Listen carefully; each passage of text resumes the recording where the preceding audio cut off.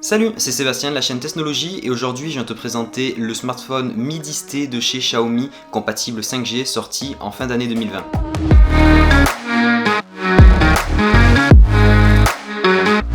Je sais que t'aimes ça, regarde. Très satisfaisant. Donc à l'intérieur de cette boîte, on va pouvoir retrouver un chargeur 30 watts européen, tout simplement pour pouvoir charger le téléphone. En moins d'une heure il sera chargé alors qu'il a 5000 mAh de batterie. Ensuite, tu vas pouvoir retrouver le câble USB-C qui va tout simplement avec le chargeur. Tu trouveras aussi un adaptateur USB-C vers mini jack parce que le téléphone n'a pas de port mini jack. Et pour terminer, des écouteurs filaires, mais si tu as envie d'écouteurs sans fil, j'ai fait une vidéo à ce sujet, elle s'affiche juste ici avec les meilleurs rapports qualité-prix au niveau écouteurs. Ah oui, évidemment, du coup, le téléphone Mi 10T.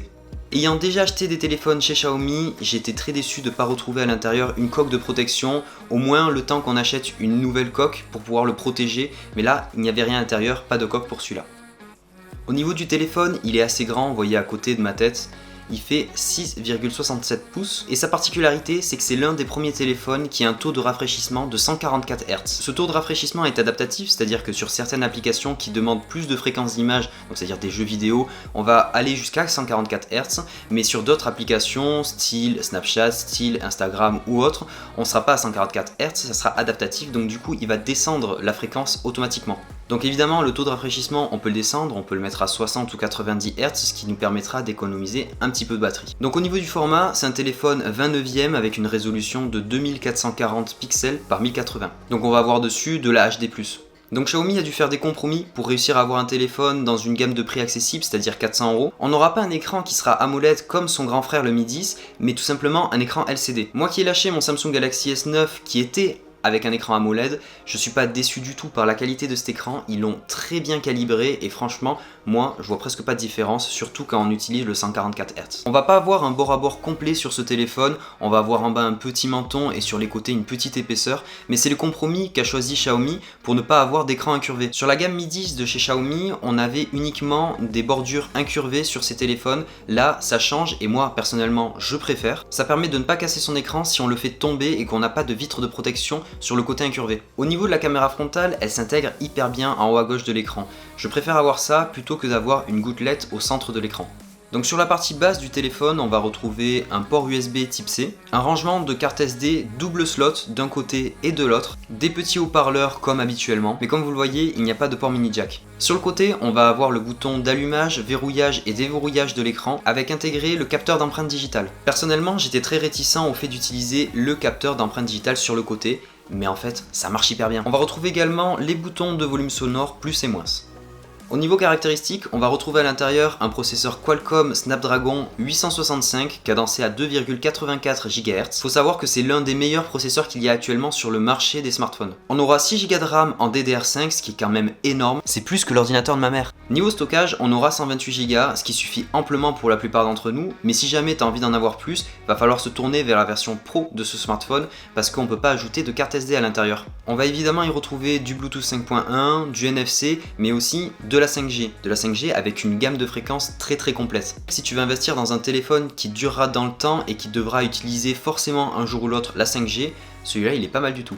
Donc on va pouvoir déverrouiller ce smartphone par un schéma, par un code chiffré comme habituellement, mais aussi par empreinte digitale. Donc regardez, ça marche hyper vite, j'étais hyper réticent sur le fait de déverrouiller son smartphone avec l'empreinte digitale placée sur le côté. Et vous avez vu, si je le reverrouille, clac, ça se fait très vite. Et l'autre méthode de déverrouiller son smartphone, c'est tout simplement avec la reconnaissance faciale. Vous voyez que mon écran est verrouillé par le petit bonhomme qui fait nom de la tête juste ici, ça veut dire qu'il ne me reconnaît pas. Pour le déverrouiller, on va pouvoir faire un swipe vers le haut, du coup ça va afficher la page d'accueil et ça va détecter notre visage. On peut également faire un double tap qui va afficher la page de verrouillage et du coup détecter notre visage. Donc quand je veux le déverrouiller, j'ai juste à le mettre en face de moi et il y a la petite icône validée juste au-dessus qui est apparue au lieu du petit bonhomme qui faisait nom de la tête. Donc la détection marche super bien, juste un double tap, on swipe, ça fonctionne directement, on va le refaire, double tap, swipe, ça marche très bien.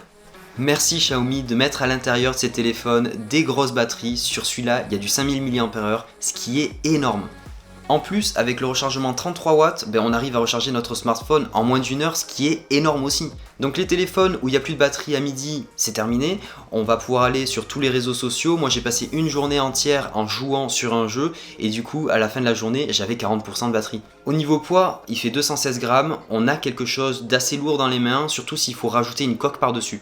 Mais personnellement, j'aime bien sentir que j'ai un téléphone entre les mains et que c'est pas une petite feuille tout simplement toute légère que je tiens dans la main. Donc le téléphone tourne sous MIUI 12, donc MIUI 12, il y a beaucoup trop de i dans cette phrase. Il n'empêche que la prise en main est très simple. Vraiment, c'est ergonomique, c'est personnalisable, c'est vraiment top. Si tu viens d'Android, tu seras pas perdu du tout, mais si tu viens de chez Apple, là par contre, va falloir s'adapter un petit peu comme toute personne qui passe de Apple à Android.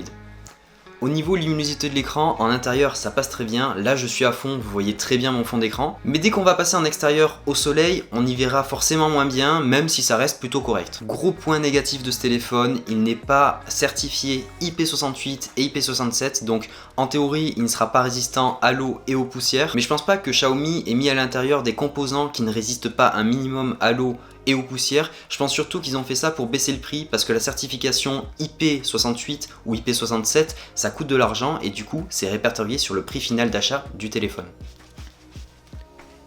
Le fait qu'il soit réfléchissant derrière, j'ai dû le nettoyer au moins 50 fois depuis le début de la vidéo. Regardez au niveau traces de doigts, si on met pas de coque, du coup ça se voit directement. Non pas que j'ai les doigts dégueulasses, mais tout simplement que ça se voit direct. Au niveau de la caméra frontale, on va avoir une caméra de 20 mégapixels qui ouvre jusqu'à 2.2, donc on va essayer ça de suite dans l'appareil photo. Donc là, je vous fais une vidéo en temps réel sur le téléphone, donc on a quelque chose de plutôt correct, assez stable, donc du coup là je bouge dans tous les sens, vous voyez le téléphone, je le bouge dans tous les sens, et on a quelque chose de plutôt stable quand on le tient à la main comme ça, à portée de bras. Là ça tremble pas, c'est très bien, c'est pas mal, c'est vraiment pas mal du tout, et pourtant vous voyez que sur la caméra, moi je tremble un petit peu avec ma main.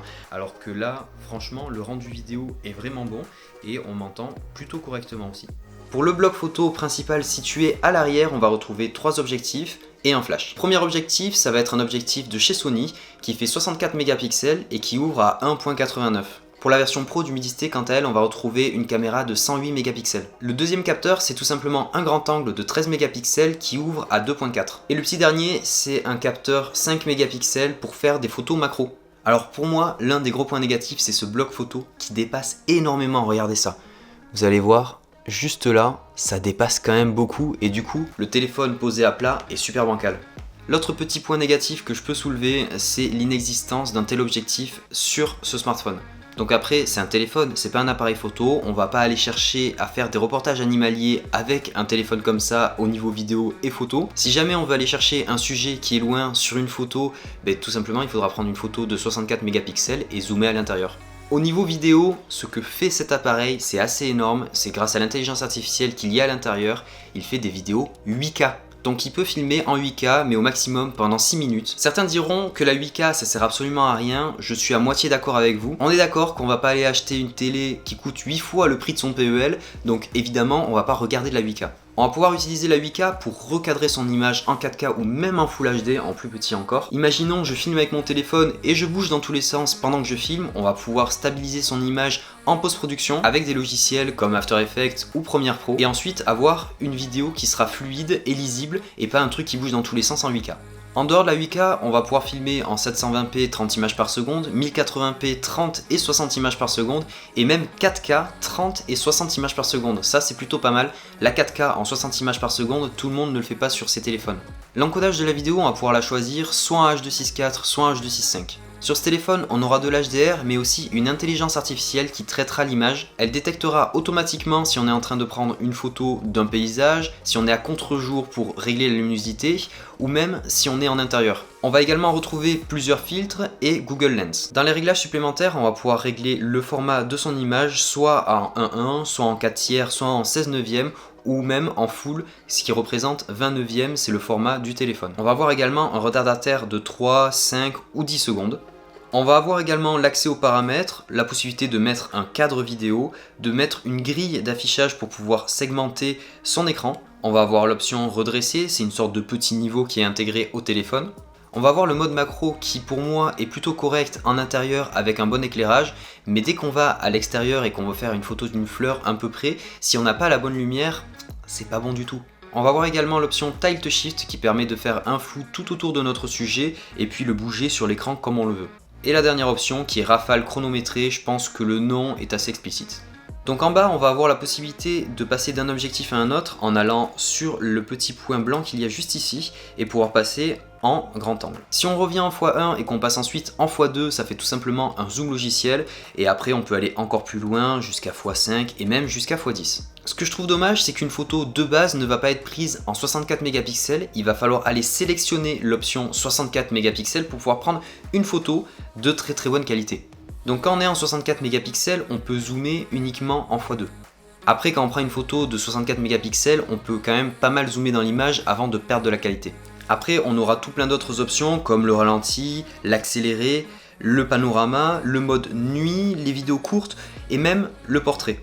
Donc pour le mode portrait, c'est l'intelligence artificielle qui vient détourer le sujet et le décoller de l'arrière-plan en faisant un flou logiciel.